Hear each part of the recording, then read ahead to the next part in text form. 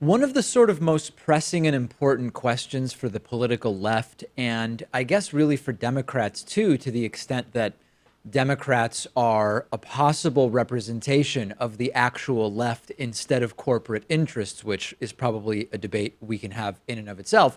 The question is, what kinds of candidates running as Democrats would do well in the 2018 midterm? And even more generally, this is a question, right? And this gets asked of me often during live calls. We hear about it in voicemails. I get emails about it. And the question is usually framed as, hey, David, do you think Democrats are better off running to the middle?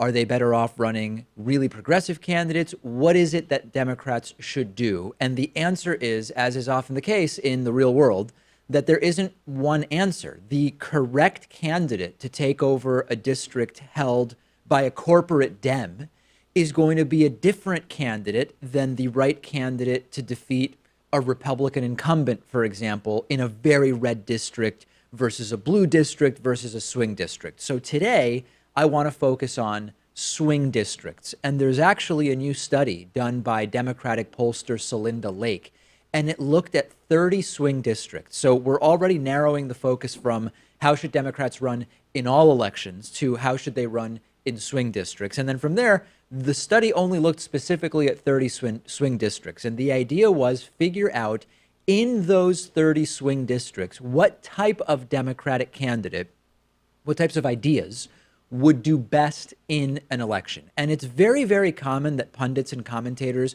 will look at a swing district. They'll see roughly the same percentage of registered Democrats and Republicans. And so they'll come away saying, listen, the best shot a Democrat has is as a moderate Democrat in order to win, because you've got about the same number of Democrats and Republicans. You're going to need to appeal to some of both. What the polling done by Celinda Lake suggests is very different. The polling that Celinda Lake has released suggests that Democrats would do better in these swing districts if they move to the left. And the argument there is that when you poll the voters in these swing districts on issues, and again, that doesn't mean just Republicans and Democrats, that also includes independents, they on average are to the left of the average corporate Democrat and certainly to the left of the average Republican candidate. So as an example, in these 30 swing districts, the voters polled by a 75%, with a proportion of 75 to 25, supported Medicare for all. 75% support Medicare for all in a swing district. That would suggest that a candidate who supports Medicare for all would do better in that district. Cracking down on Wall Street, as another example. Protecting Social Security and Medicare. There are lots of policies that polled very well, more than 50% at minimum. So why would a Democrat run to the middle, right? The numbers seem to very clearly suggest that actually Democrats will be better off running real progressives in these purple or swing districts. And more interesting is that most of those 30 districts where the polling took place currently are held by Republican incumbents. And even still, even though the voters in recent elections voted for Republicans, these leftist policies had at minimum 52% support. People saying 52% saying they'd be more likely to support a candidate with the progressive ideas, only 26% saying they'd be less likely to support that candidate. So this seems pretty clear, cut and dry. But there are some caveats. One caveat is this only looked at 30 districts. I've mentioned that a couple times because I do think it's important.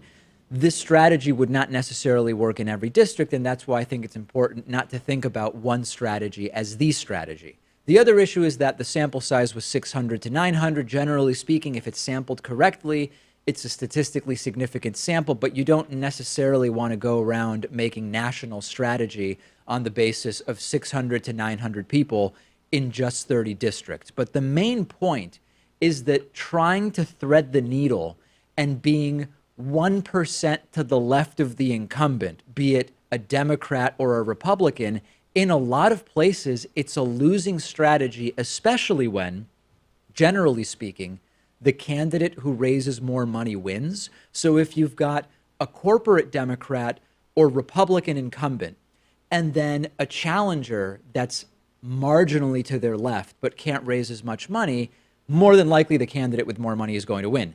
If you can at least separate from just who can run more ads based on fundraising and say, hey, here we have a candidate that is actually more to the left, whose ideas actually seem to appeal to more than 50% of the voters, that might even be a way to sort of dig into the overwhelming advantage that the candidate that has more money ultimately has. So very, very interesting data, not necessarily something to develop a national strategy around, though. You know what's interesting? It seems like the third rail for Democrats in these swing districts, it's not Medicare for all or it's not free college. It tends to be abortion, it tends to be gun rights. And those are issues that even more centrist Democrats are susceptible to losing voters over. Yeah, I'm not so sure. I think, when we've talked to Bill Scher, he seems to think that the gun issue is just not a voting issue and that it's not really one that's making a difference. I mean, maybe it's helping to raise money or affecting campaigns, but I've not seen evidence of that.